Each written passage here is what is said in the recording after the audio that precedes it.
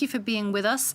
This was very much 2 against 1. What did you make of the 3 leaders' opening comments?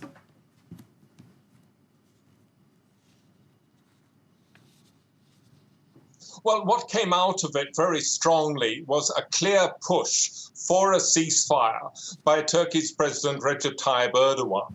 But there was a reluctance to agree to that by Russia's President Vladimir Putin and Iran's Rouhani. Rouhani promoted the 12-point declaration that had been agreed on beforehand by officials of the 3 countries. None of us have seen this declaration yet, but Erdogan called for the word ceasefire to be inserted in point 3 of that declaration. And behind what he was saying there was basically, we don't want Damascus, backed by Russian Air Force, launching an offensive in Idlib.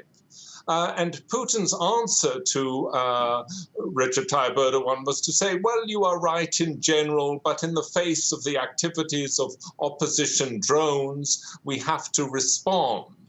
It was a very mealy-mouthed response. And then Rouhani came in and said, well, look, let's call on all terrorist groups to lay down their arms. And there seemed to be a consensus on that before they broke up for their talks behind closed doors. But you notice that when Rouhani and Putin call on the opposition to lay down their arms, or terrorist groups, as they call them, to lay down their arms, they're not agreeing to the word ceasefire, because that would imply that the Syrian government and Russia must lay down its arms, and they're not going to have that. There's a clear difference there. And tell us more about what's at stake for Turkey in Idlib.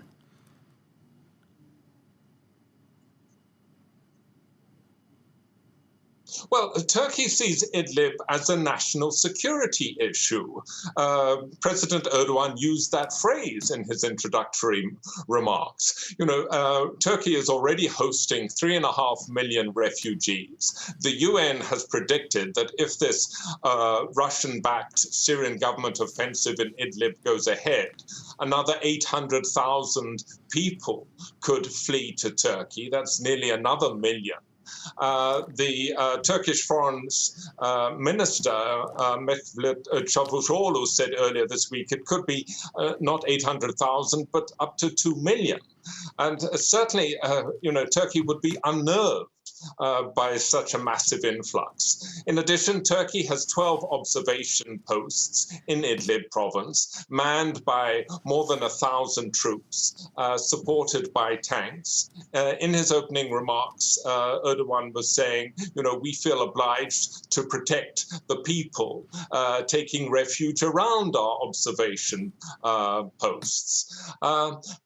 In addition to which, experts on the conflict estimate that 25% of the estimated 10,000 hardline militants in Idlib province are foreigners, many of them from Chechnya.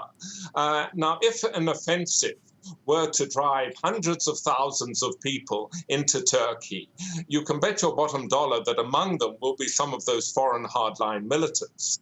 And he has had enough of militants' bombings, killing civilians in Turkish cities in the past few years. Jasper Mortimer reporting there from Ankara. Thank you very much.